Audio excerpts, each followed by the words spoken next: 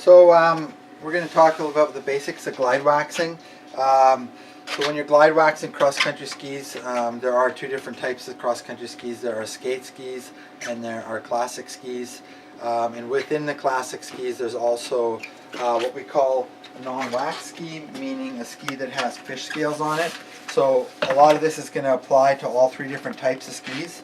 So the non-wax ski being with the fish scales on there, so you can see the bottom of the ski that on the grip zone, it's got these fish scales on it, and that's what helps you get up the hills or give you the forward motion in classic skiing. So here we've got a pair of sort of higher performance waxable classic skis. When you get a new pair of classic skis, if you're purchasing them from a professional shop, you want to make sure that those skis get marked for your wax pocket or your grip zone. So that's what you're going to get done at the shop that you purchase them, or if you're buying a used pair, you want to make sure you take that used pair. If you're buying them from somebody else, take them to a shop and make sure they test your wax pocket. So you can see on these skis, this is a pair of my own skis, you can see that grip zone is marked on there.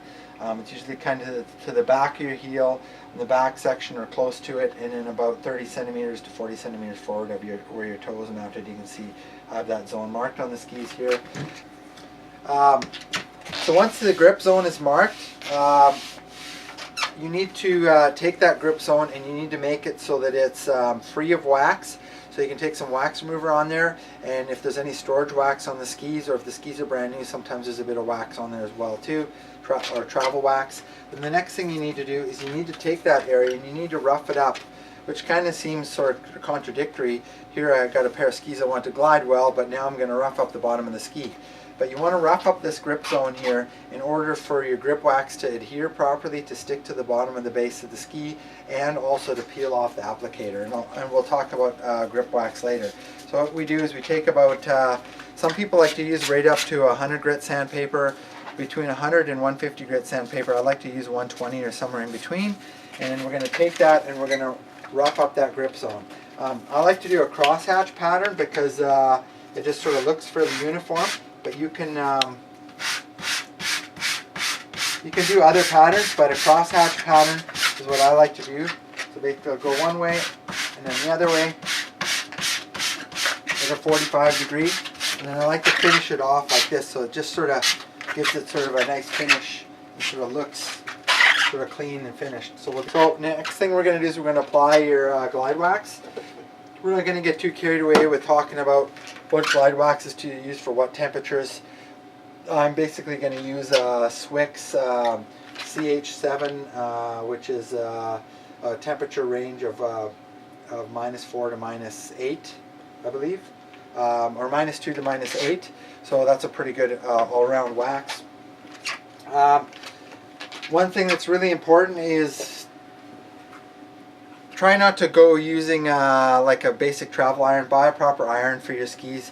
A lot of people can relate to spending, spending a fair bit of money or a fair bit of cash on a good pair of skis. It's just as important to buy a good iron. And iron's going to last you a long time. If you overheat the wax on the skis, you're burning the wax. You can damage the base of your skis, which is really bad. And then the skis are never going to perform quite as well again. You can bubble the bases. So most of the waxing irons actually have temperature ranges written on them, and when you buy your wax at your wax shop or your ski shop, that wax will come with a temperature range you need to set your iron at. Okay. So what we're going to do is we're going to drip the wax on here.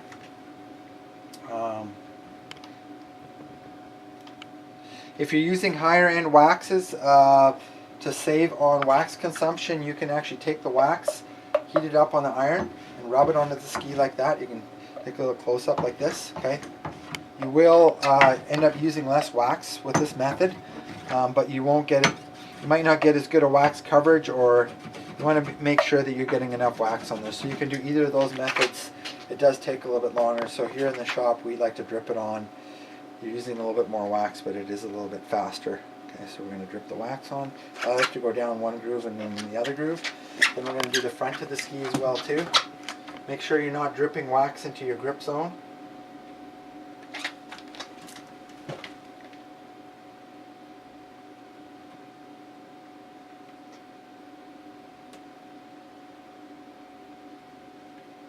Okay, so one key thing to do when you're waxing with the iron is don't go back and forth like this. Put your iron down and run it in the one direction and do a nice clean path. If your iron is smoking, that's another indication that the iron is too hot. You're burning the wax then, and just do one smooth motion like that, and you should get your melting behind the ski sort of 3 inches to 6 inches behind the skis. Okay, so we'll do the other ski here. So again, don't go back and forth, because then you're going to get hot spots on your ski, and it's really hard to regulate, well, where have you passed over the ski a bunch of times. Okay, there we go. So right now I'm doing a pair of classic skis.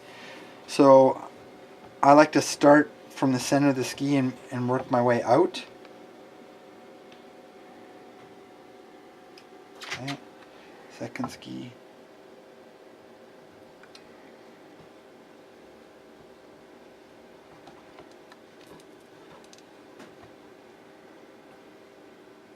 So you can see right now with the first pass, we might not necessarily have full coverage on the ski, especially if you're using a colder wax. That's why we're going to actually do 3 passes, but you don't want to go back and forth again trying to get that wax in there, because you're going to end up having hot spots in the ski. So we're going to start back from the first section again. We're going to start at the tail section, and we're going to do a nice even path along there.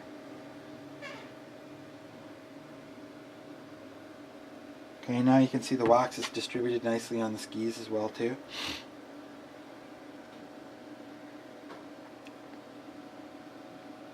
So now if you have another close look here, you can see the groove of the ski. This wax hasn't really melted that well.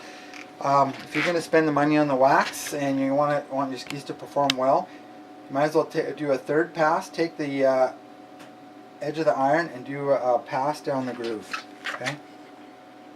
So now you want to let the skis cool for probably 5 minutes or maybe longer. Waxing it at room temperature is sort of the best way to wax your skis. So if you've just come back from skiing, or if you like to store your skis outside, bring your skis inside so that they get to room temperature. The wax absorption will be a lot better, and you get better performance out of your skis. Quite often what I'll do is will scrape the groove while the wax is still warm, especially if it's a colder temperature. So for scraping the groove of the ski, we have this little thing that's called a pencil groove scrapener. Swix makes them, Topo makes them as well too.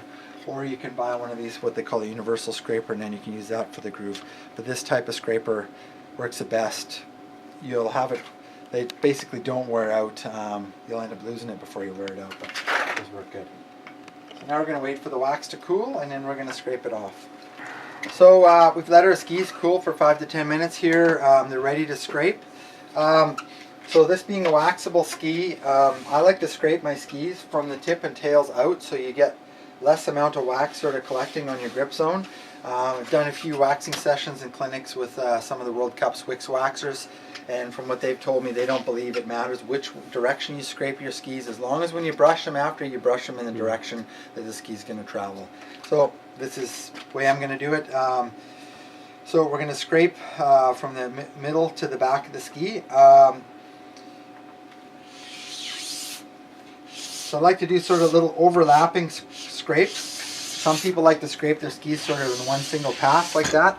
Now, you should be getting sort of an even scrape on the ski. If you're getting spots on the side of the ski where where the wax is not being removed evenly, then there's a good chance that your skis aren't flat anymore. Then you might want to consider getting them ground. A flat ski is definitely going to be a faster ski.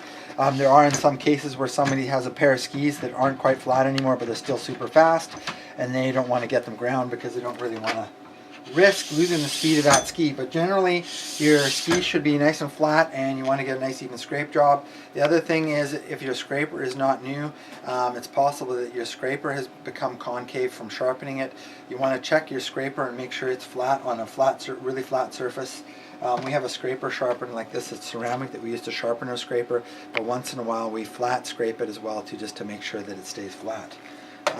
So now we're going to scrape the other ski. You want to be pretty careful. You want to make sure your scraper is nice and sharp. But don't push too hard on the ski. You can, with a sharp scraper, you can actually peel off a base on the ski. And if you slip, you can do damage to your edges, so you don't want to push too hard. Okay. So now we've done the flat surface of the ski. Now you want to scrape the wax off the edge of the ski. I like to do that with the other edge of the scraper, and don't ever sharpen that one. You want to do that at a 90-degree angle as well too. Okay. Don't use your really sharp edge of the scraper. Don't go like that, because there's a chance that if you push too hard, you're actually going to round off the edges on your skis, and you're going to lose control on the corners, especially with a skate ski. That's a really big factor. Okay. So we're going to scrape off the edges. Now we're going to do the front section of the ski. Now if you're scraping a pair of skis and the skis are slightly concave or convex, you can manipulate the scraper by bending it a little bit to make it conform to the ski to scrape it properly.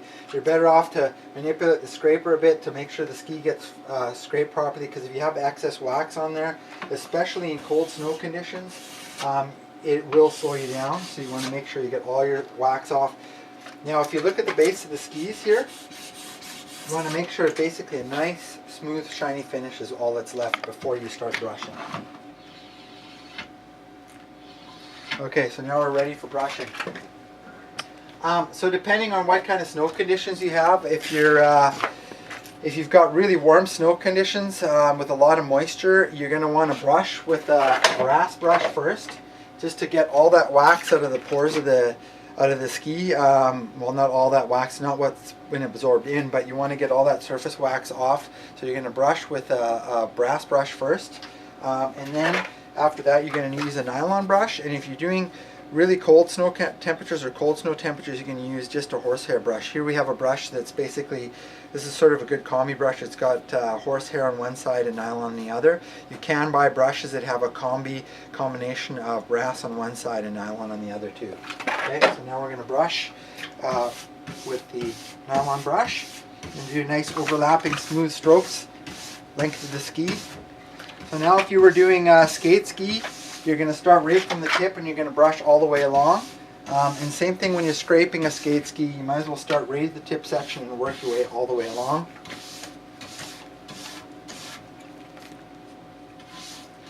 Now, they say the more brushing, you can brush the skis lots, it's going to make the ski faster and faster. So you can do a bunch of overlapping passes. Now when you're finished with the ski, it should be really super smooth and good shiny finish on it. There shouldn't be little bits of wax that you can scrape off with a fingernail, and there also shouldn't look really dry as well too. Now your skis are ready to go, except we're going to do one more thing. One other thing to really keep in mind when you're using your brushes, again, you want to keep the skis free from any kind of contaminants that are on the bench or on the floor.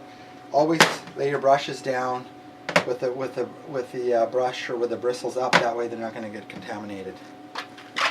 So the next thing we're going to do is, you can see here we've got little sort of bits of wax on there from scraping the skis and brushing the skis. So this is Fibertex paper from Swix and Toco make it as well too.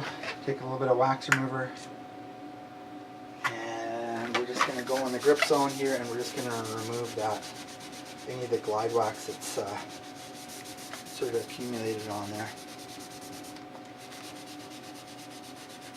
But try not to go right to the edge where it meets the